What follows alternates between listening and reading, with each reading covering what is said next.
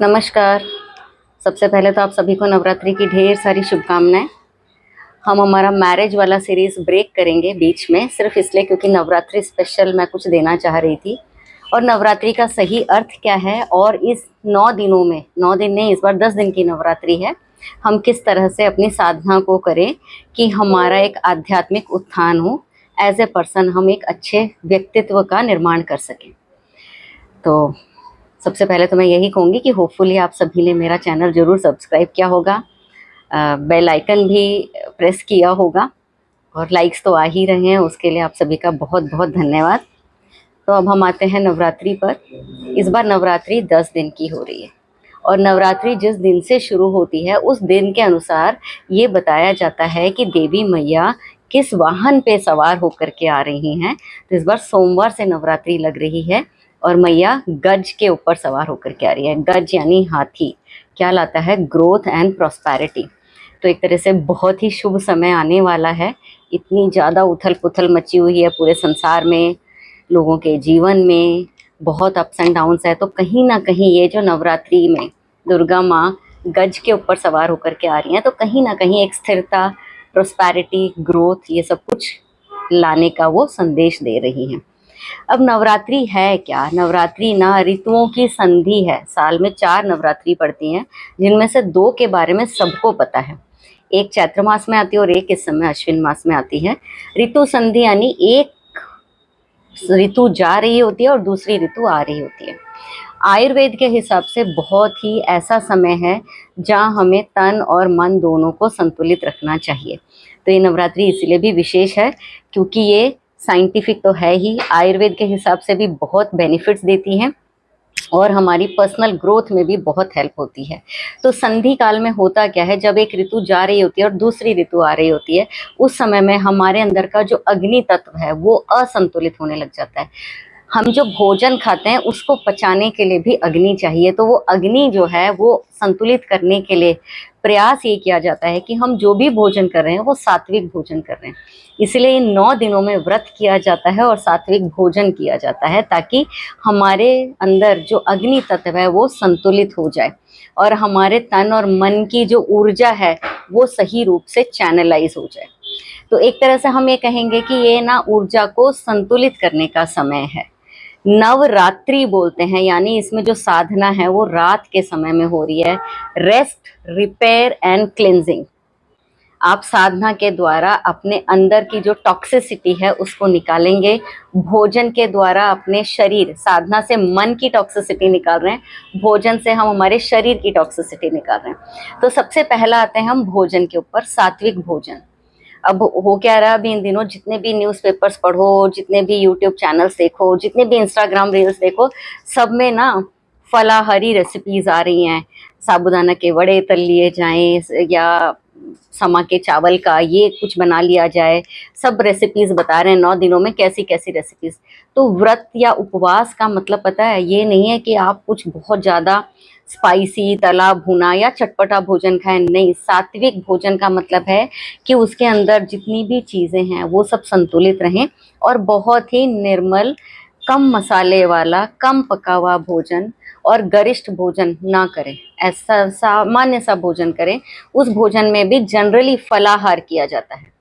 तो फलाहार अगर आप करेंगे तो वो ज़्यादा बेटर है, instead of trying all these की साबूदाना के वड़े बनाए जाएं या कुट्टू के आटों के पूड़ियाँ तली जाए या फ्राई करके आलू खाए जाएं। नहीं, प्लीज़, बहुत गरिष्ठ भोजन इस समय में मना किया जाता है। तो जो रेसिपीज़ डाली जा रही है ना, इन रेसिपीज़ के लालच में मत आए, क्योंकि ये व्रत है, अपने मन को नियंत्रण में करना है, अपनी इंद्रियों को नियंत्रण में करना है। तो सिंपल सा है, या तो फलाहारी भोजन करें।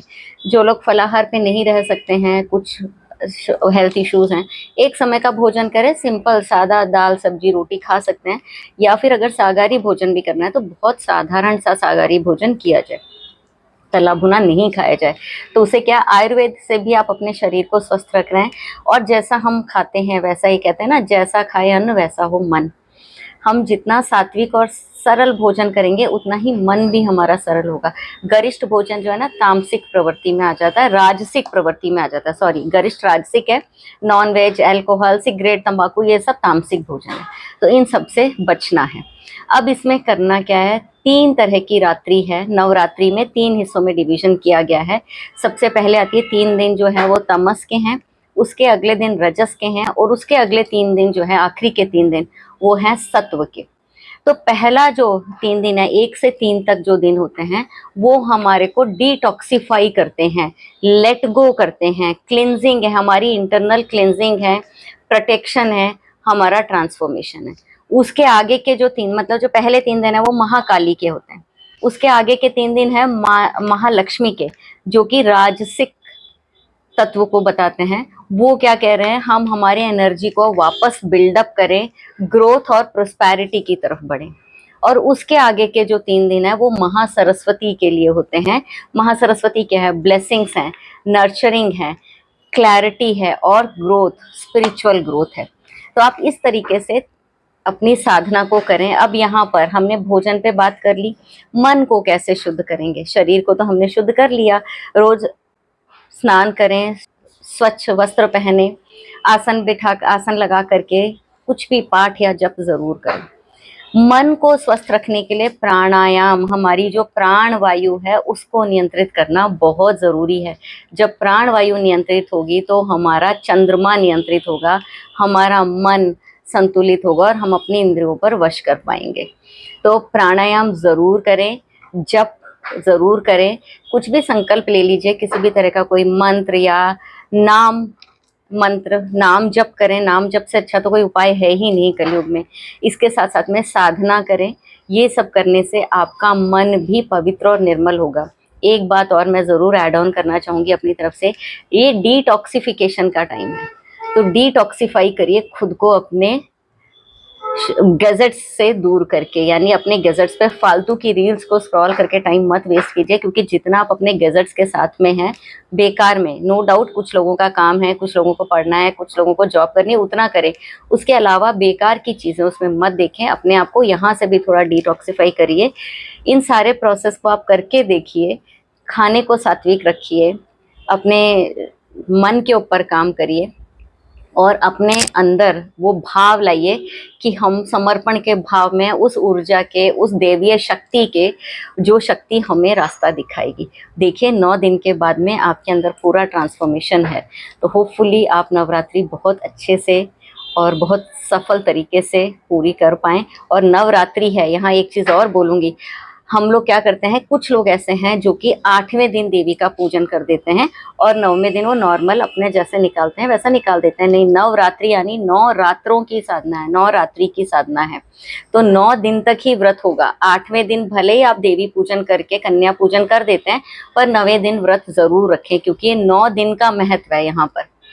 तो हमें रात्रि की साधना करनी है यहाँ पर, इसलिए नवरात्रि बोला है। रात्रि के समय में जब सब कुछ शांत होता है, आप भी अपने मन को शांत करिए और जप करिए, ध्यान करिए, मेडिटेशन करिए, प्राणायाम करिए और अपने आप को संतुलित करने का प्रयास करिए।